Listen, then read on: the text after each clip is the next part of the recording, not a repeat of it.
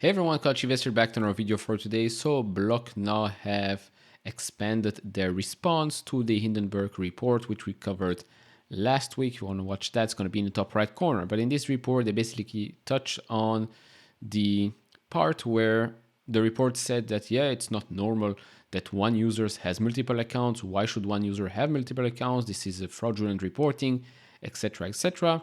Also, they didn't talk a little bit about the fraudulent aspects, bad actors using Cash App, etc. So we're going to go over all of that in this video. Yes, I'm going to read through the report. So if you're not interested in that, apologies, but I'm going to read through all of it and obviously share my thoughts wherever I can. Now, they did not touch on everything. For example, of course, they did not talk about all the rap songs and all the people that use Cash App in their rap songs and then maybe talk about violence and stuff like that. No, they did not touch on this ridiculous part.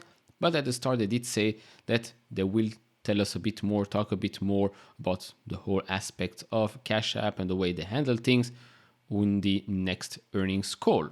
And now during the trading day on Thursday, the stock ended up 3%. At one point, it was up 6%, basically at the start of the trading day. So this is the way it looks on the daily chart right now. Of course, when the report dropped, we see here this gap. Then we made our way back up. Today, we tried to go over the 20-day moving average, got rejected there. So we now are sitting just under $69. If we go and look at the weekly chart, we can still see not a very, very good place to be right now under everything, under the 250 and 20-day moving average. Yes, this week, maybe a good green candle here. And then let's see what happens next week after previously a big red candle that we had, obviously because of that report. Overall, right now, we're still bullish on the MACD, neutral RSI. Let's try and finish this week strongly and continue our way back up. Maybe next week we can go and try to go over that 50 and a 20-day moving average. And now before I jump into the actual report, if you enjoy this type of videos, leave it a thumbs up, subscribe if you have not, it would really help me out a lot. And if you want to support me even further, do check out the link down in the description and in the pinned comment to get the top 10 best stocks to buy now, or go to fool.com/couchinvestor. So they start off by saying this is the responses to recent investors' questions. So recently we received some questions from investors that we want to answer. This document is generally ranked by frequency, most asked to least. Thematically, most of the questions we've received have to do with how we measure Cash App transacting actives and our compliance program. As we look forward to our next public conversation with you all, our Q1 2023 earnings call, will include more discussion on Cash App's stated priority of trust. Until then, these are the questions and answers. So number one, why would a Cash App customer have multiple accounts? So Cash App is built to support customers who may want to maintain multiple accounts. For example, customers can maintain a separate business and personal account, or can also maintain multiple personal accounts. Example, one for everyday personal use and one to set aside funds for budgeting. Makes total sense, right? They disclosed in their current 10K filing with the SEC that one customer may be associated with one or more accounts.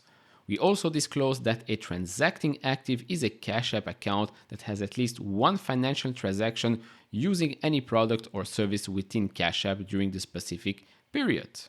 We reported that as of December 2022, Cash App had more than 51 million monthly transacting actives.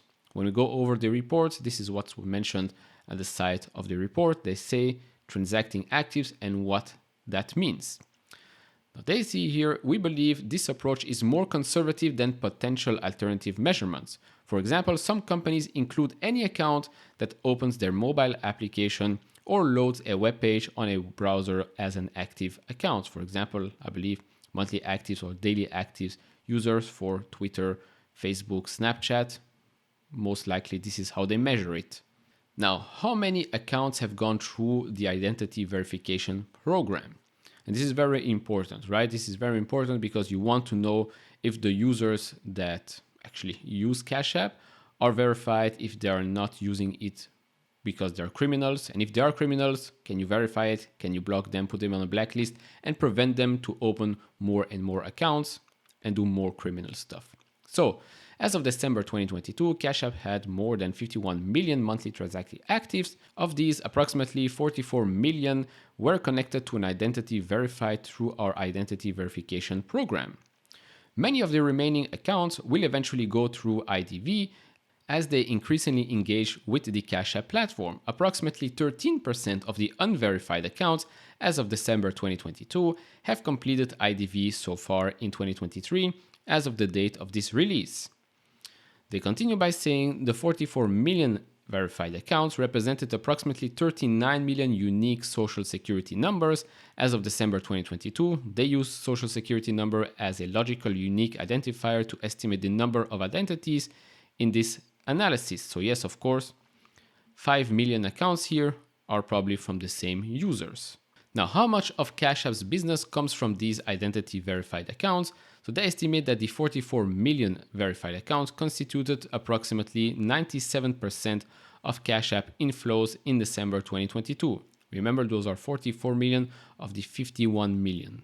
As we shared in our most recent shareholder letter, we use our inflows framework to assess the performance of Cash App's gross profit as a result of three primary variables. Number one, transacting actives.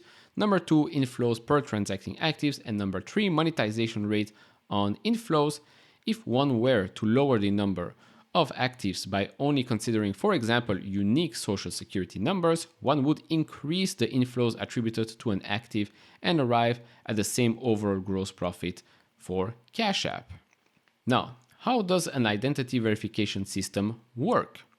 Similar to how other peer-to-peer platforms in the United States operate, when a customer signs up for a new Cash App account, they can send and receive peer-to-peer payments up to a threshold $1,000 within a 30-day period, in our case, before going through identity verification. I didn't know this. I thought that everybody had to verify their account before even sending $1. But okay, apparently there's a rule, $1,000 within 30-day period. Okay, that means that over $1,000, no way. So over time, as customers engage more with our platform or want to use additional products like the Cash App card, send money from their Cash App stored balance, or transact at higher dollar amount, they are required to complete our IDV process.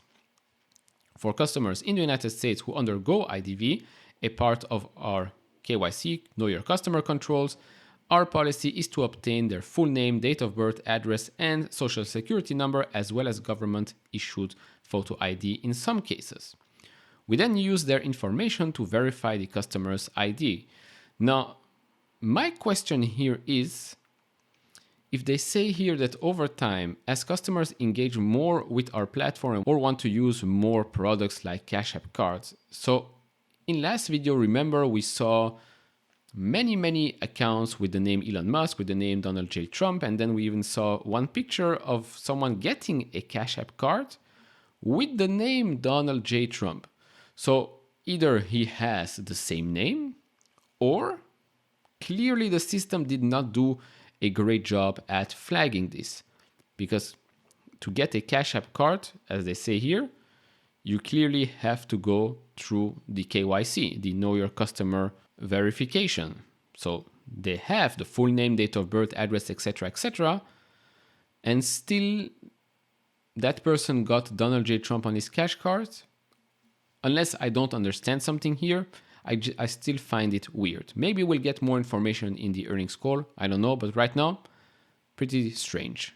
Next up is a question about their approach to compliance and is it different from others. So they say here, we believe that our approach to compliance is consistent with other financial services platforms for the reasons described below. We maintain a culture of compliance and a holistic program designed to comply with a range of regulatory obligations in the markets where we operate. As disclosed in our public filings in the United States, we maintain Bank Secrecy Act, anti-money laundering program in accordance with the federal AML guidelines, the US Bank Secrecy Act, and the United States Patriot Act. Our AML program is led by experts in the field and includes systems, policies, procedures, and controls designed to prevent and disrupt criminals from using our platform to facilitate money laundering, terrorist financing, and other unlawful activity. Like other financial institutions, Our AML program is independently assessed on an annual basis, and we are examined by both state and federal regulatory agencies. Implementing compliance controls is an embedded part of our product development process, and we endeavor to understand potential patterns of abuse and prevent bad actors from exploiting our systems. In cases where we observe vulnerability, we adapt and work to improve. In addition to our IDV control described above, we maintain ongoing KYC transaction monitoring and suspicious activity reporting programs. We leverage in-house and third-party detection models and tools for both risk and compliance monitoring purposes, including the use of advanced machine learning techniques to identify prohibited and/or potentially unlawful activity on the platform. By the way, this goes against everything Bitcoin stands for. Just putting it out there. Now, how much fraud and illicit activity do you have in your system? So while people use products like Cash App to improve their financial lives, there are individuals who nevertheless seek to perpetrate fraud and other illicit activity. This is unfortunately the case across the financial services industry. Our risk and compliance teams and programs are built around mitigating these instances and their impact. Again, this is what I said in the last video. It's normal when something new comes out, and even the old things. There will always be bad actors trying to rig the system, try and benefit them in one way or another. It's not specific to Cash App, it's not specific to Venmo or something else. It's been like this forever. So they continue by saying here, building a trusted platform and combating fraudulent and other illicit activity is a top priority for Cash App and Block more broadly.